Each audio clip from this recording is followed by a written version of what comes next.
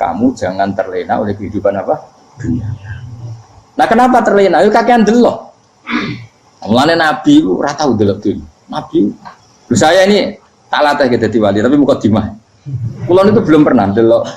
Saya pernah punya kakak wakil bupati, punya teman gubernur, teman gubernur banyak tuh. Kalau delok susu rawani, mereka khawatir seneng.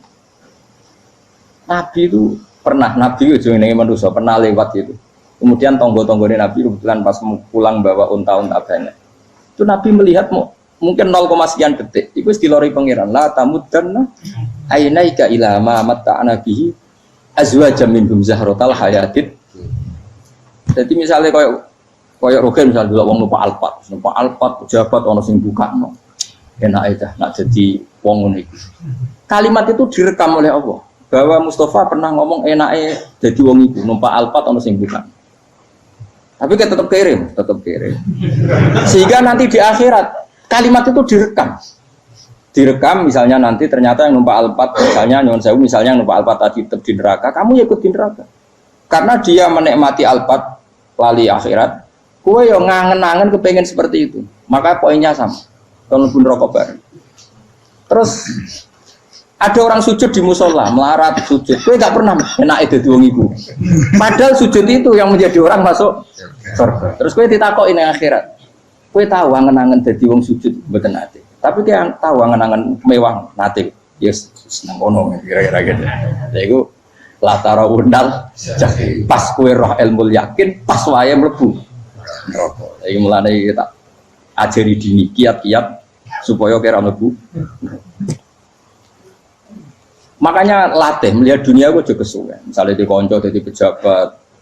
Kalau nanti di keluarga pejabat, sampai sekarang pun saya sering punya teman. Buat nanti kalau melihat bahwa dia pejabat. Karena saya takut dosa. Saya melihat dia seorang mukmin yang sujud, yang sholat. Saya bodoh sekali kalau melihat dia pejabat. Karena itu tidak ada artinya di akhirat. Saya sampai sekarang yang saya melihat presiden orang yang mukmin, sehingga saya harus hormat. Saya melihat bupati orang yang mukmin, sehingga saya harus hormat. Melihat sampean ini wong sing mukmin, malah gue jalalan barang ini sudah mukmin plus. Jadi rasa tiga ekor tuh pinter gue jalalan. Jalalan gudul bisa gaya bisa. Gudul lu rano mana nih? Oh anu kager wong bisa maca kitab kok. Just lah. Jadi saya ulang lagi ya. Makanya saya itu nanti kalau sampean alim sudah kayak saya, itu pasti nggak kagum sama sahabat. Sahabat itu, apalagi Rasulullah ya tentu. Sahabat dulu aja yang gampang ditiru. Sayyidina Umar ketika ditusuk oleh siapa? Abu Lu'lu' siapa? Al-Majusi. Abu Lu'lu' itu seorang Majusi. Dan Umar itu orang pendendam. Dia orang pendendam. Tapi tentu karena dia orang baik, ya pendendamnya hal-hal yang baik. Coba kalau kamu ditusuk orang itu dendam nggak? Kira-kira sebagai manusia kan dendam. Itu tanyanya begini sama yang ya taruh sekarang orang dekatnya. Yang bunuh saya tadi siapa? Itu Abu Lu'lu' Al-Majusi, Hulamul Muhirah. Dia budaknya Muhirah. Majusi, iya ya Umar. Dia sudah mau mati. Itu ngetikan gini, sama siapa alteknya? Alhamdulillahilladzi lam yaj'al maniyati biyadi rajulin sajadalaka sajdah yuhajuni biha yaumal qiyamah. Ya Allah, terima kasih sekali ya Allah. Engkau mentakdirkan saya dibunuh oleh orang yang nggak pernah sujud. Kalau saja dia pernah sujud, maka dia berhak menuntut saya dengan sujudnya untuk masuk surga. Artinya gini, kalau dia ditusuk orang yang pernah sujud, misalnya Sayyidina Umar kok ditusuk oleh Ruhin, kemudian Umar Ruhin masuk neraka, aku tetap pedih Gusti. Isowai sujudnya dia menjadikan nggak berhak masuk neraka. Artinya Umar sangat hormatnya pada sujud itu dia nggak berani. Jadi kira-kira kok Umar sujud kue, kok kira-kira rawani maksud anak kue mlebu neraka. Piye-piye di kekuatan sujud yang mempotensikan tetap dia masuk surga. Makanya dia seneng, dendamnya kesampaian. Syukurlah nak sing mateni aku ora tau sujud. Jadi tak patut nang neraka langsung bludeng ngene kira-kira gitu. Saking hormatnya ambek sing jenenge sujud. Tapi kita sekarang enggak. Rawong ning musala sujud, ya jeneng wong nganggur. Otak kita ini sudah PKI lah kan. PKI halus. PKI yang tanpa kartu, paham? Makanya Allah kalau muji sujud, enggak sampean tak latih supaya baca Quran yang benar. Kayak apa Allah bikin Ka'bah? Kayak apa mulianya Ka'bah? Itu dibikin Allah Untuk apa? Lil akifina wa ta'tusai warrukais sujud, dan untuk orang-orang rukuk dan sujud. Ketika Allah menurunkan rezeki di bumi dan di langit, itu perhitungannya Allah masih itu asli.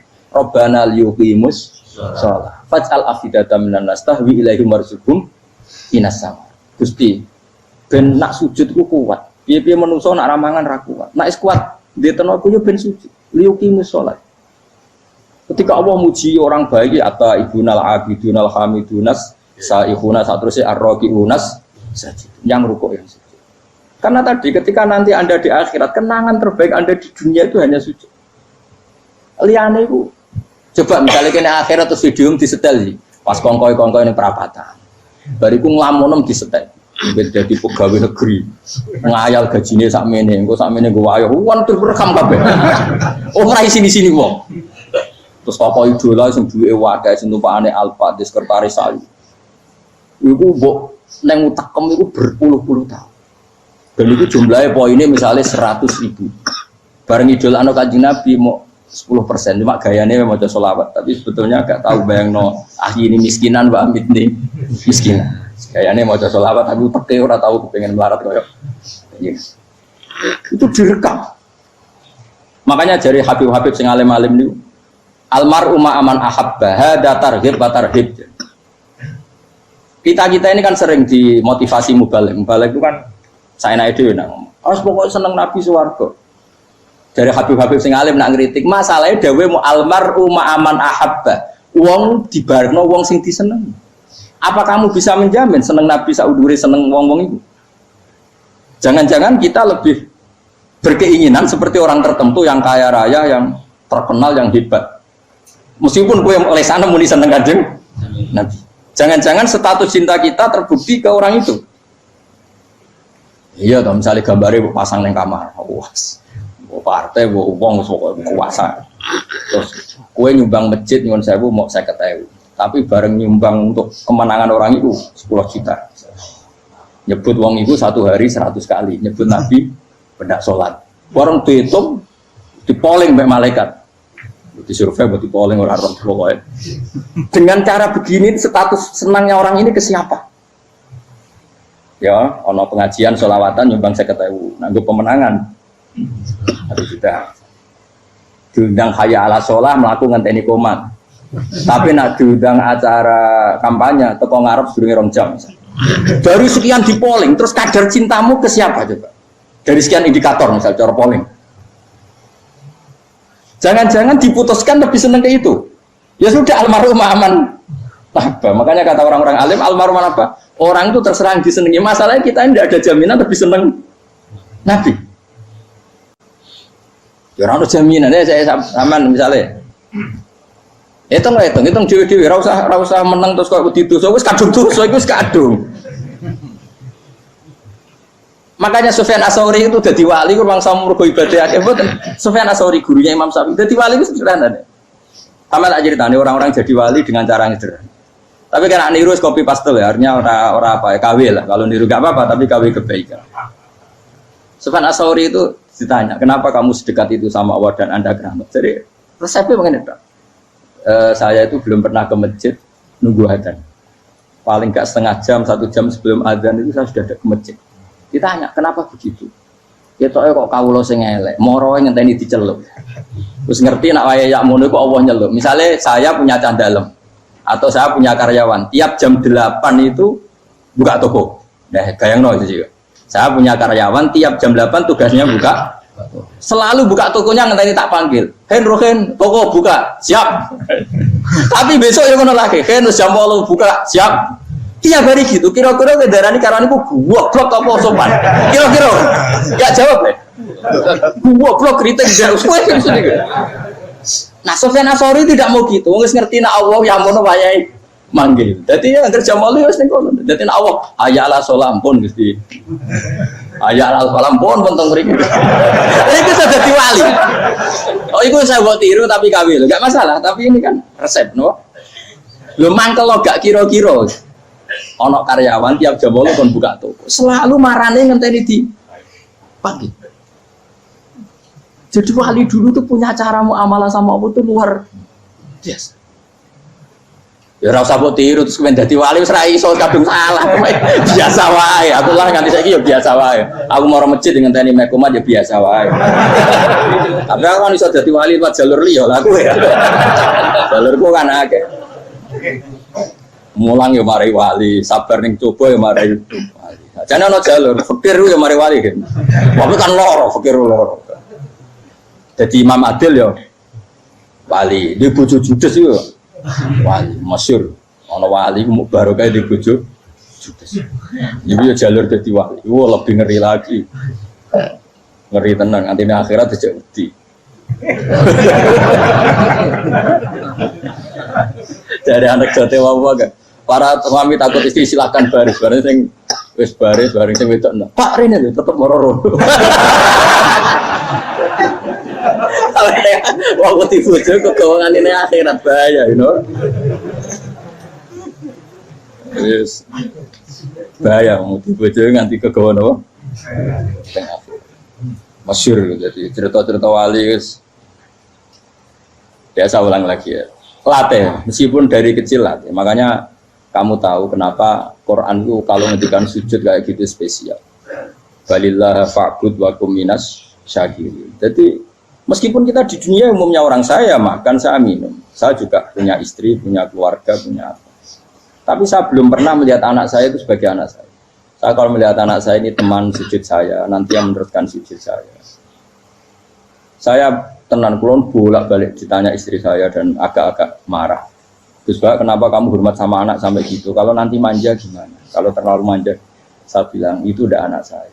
Itu nanti yang meneruskan sujud saya, meneruskan rukuk saya. Saya nanti pasti mati. Dan saya butuh di bumi selalu ada yang sujud sama Allah. Dan itu yang paling dalam otoritas saya itu anak saya. Orang lain itu enggak dalam otoritas saya. Jika kita melihat anak itu ini penerus sujud saya, penerus rukuk saya. Kita enggak sudah duniawi sekali. Rumah tanah, anak tua ben di rumah. Kapitalistik. PKI lah pikiran yang Cina ya ngono. Mau fasek-fasek neng dalan yang ngono kowe nggawa jalalan ngalor itu percaya ini. Jadi dulu itu kalau para nabi donga fahab limil ladunka waliya yarisuni wa yarithu min ali Yakub, seorang turunan yang meneruskan tradisi sujud, tradisi. Sehingga ulama-ulama dulu kalau dongakno anake ya min ahli sujud, wa min ahli Quran, wa min ahli sunnah napa? Gak apa-apa, gue seneng dunia gak apa-apa. Ora usah tak warai gue seneng dhisik. Paham? Dadi ora usah. Ora usah cara Gus Bak ra apa-apa. Ora usah tarani ra apa-apa, wis mbok lakoni. Makanya pulau suwun sangat. Sujud itu luar biasa. Nanti kamu di akhirat kenangan terbaik Anda di dunia adalah pernah apa? Sujud. Bayangkan kalau itu jadi orientasi Anda.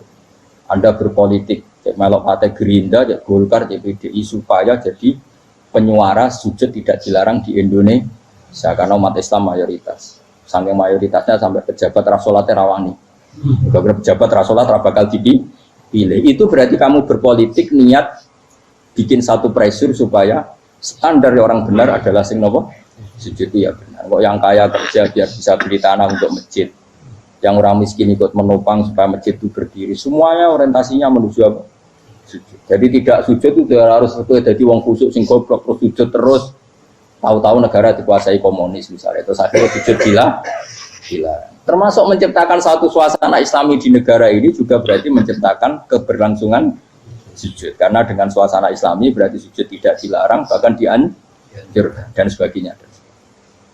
Ini penting saya katakan karena kalau tidak diingatkan ruwet. Nabi itu pernah punya anak dalam. Anak dalam itu setelah mau boyong terus santri itu ditanya, kamu minta apa sama saya? Ya Rasulullah kasih waktu 1-2 hari mau saya pikir. Karena yang menanyakan orang yang sayyidul awalin wal akhirin setelah sekian 2 hari, minta apa kamu? Jaluannya gak tanggung-tanggung. As'aluka murafaqataka fil jannah. Saya minta jadi temanmu di surga. Oh Nabi kaget tuh. Kok kalian diwarai wong? Mboten nanti sing marah. Kok Nabi diwarai wong ndak ada ya. Terus kenapa kamu minta itu? Kata tadi, kalau saya minta dunia itu nanti zailah, dunia itu pasti hilang, faniyah pasti hilang. Maka yang abadi adalah saya jadi temanmu di surga. Tapi apa kata Rasulullah Jabir? Fa'inni ala nafsika bikasrotis sujud. Ya sudah kamu bantu saya, kamu memperbanyak sujud. Kayak atas. Nabi pun mintanya fa'inni ala nafsika Tidak sujud. Saya bantu untuk menolong diri kamu memperbanyak apa? Makanya di pertama surat turun itu ada wasjud, kamu bersujud dan kemudian mendekatlah kepada.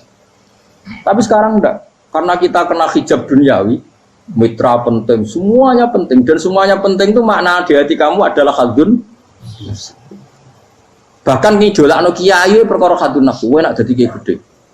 Wah, teko ditolak Al-Badru. Wale napu pidato MC ini muni Saiful Fadilah wal Karomah, mbah sauni-une MC. Bariku disangoni dihormat. Tekan muji ulama wae dari segi dun. Ya, bariku iso wayo akeh macam-macam. Utek nek selek, tekan muji ulama wis dari segi.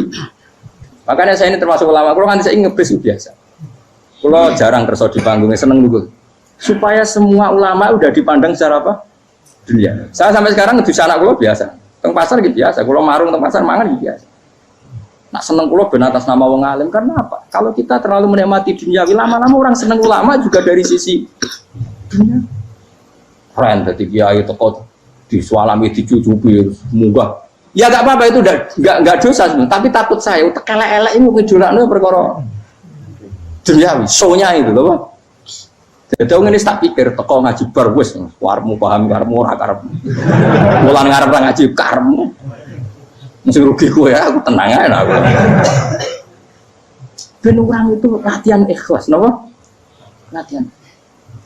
Kalau kadang gitu protes be tiang. Gus, jenengan sekali-kali nak tidak tak derekno kok umum. Aku itu tidak mengharamkan itu, menaik keluar dereng tua. Daerah haji malah turun, topa menaik. Jalan era roh, daerah kiai malah nyala topa. Ngerusin tahu tak daerah nang kota, akan sepeda motor kan terus neng gue Malibu. Jalan era roh malah jadi neraka. Kalau kan jalan akhirat era roh dunia era roh semua. Dan aku uang itu urip. Jalan dunia era roh, jalan akhirat era mbok roh iku apa? Repot. Jadi kenapa saya tidak mau, bukannya menolak, saya senang kalau kiai-kiai terhormat, senang sekali. Saya senang kalau ada ulama dihormati, karena supaya jadi tradisi ulama itu terhormat. Tapi jangan semua ulama mau dihormati, nanti lama-lama jadi siklus. Tekan mencintai kiai saja karena fasilitas. Gue senang jadi imam masjid akbar, masjid Istiqlal, imam besar. Senang mergo kenal presiden, datang dikawal. Senang jadi sudes, wah keren sholat ngarepe Ka'bah, teko dikawal askar.